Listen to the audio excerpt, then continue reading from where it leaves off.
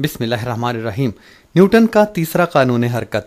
इसकी तारीफ बहुत आम है कि अमल और रद्द अमल आपस में बराबर होते हैं लेकिन समत में मुखालिफ होते हैं। आइए इसका ज़बरदस्त मुज़ाहरा देखते हैं एक लट्टू बनाकर, थाली का और बोतल का। इस तरह का इसके लिए सामान चाहिए। एक अदद स्टेरोफोम यानी हल्के से मादे की थाली और एक प्लास्टिक की बोतल, 2 अदद मुड़ी हुई पीपनियाँ, 1 अदद गूंद और 1 अदद कैंची चाहिए होगी हमें। सबसे पहले बोतल लेकर पेंदे के करीब थोड़ा ऊपर दाएं तरफ सुराख कीजिए और इसी तरह का सुराख बाएं तरफ कीजिए और मुड़ी हुई पीपनियों को डाल दीजिए। इन सुराखों में गूंद लगाकर अच्छी तरह से बंद कर दें ताकि पानी अंदर से बाहर ना निकले। और एक हल्की सी थाली लेकर उसके पेंदे में दरमियान में गूंद लगाइए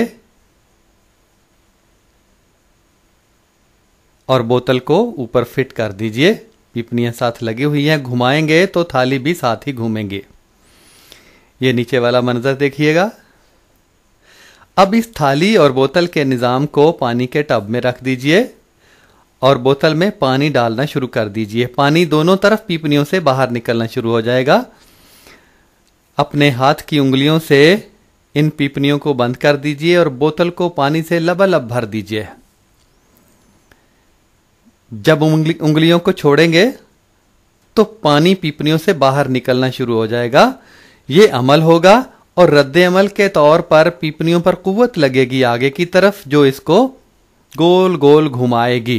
ये न्यूटन के तीसरे कानून का जबरदस्त मुजाहिरा है और इसके साथ साथ घुमाव के कानून का भी जबरदस्त मुजाहिरा है, टार्क का।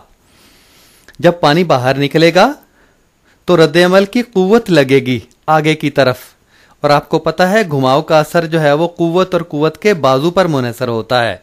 कुव्वत आगे की तरफ लगेगी, बाजू मुड़ी हुई पीपनी से लेकर बोतल तक का जो फासला है वो कुव्वत का बाजू है। दोनों चीजों पर इन्हिसार होता है घुमाव के असर का।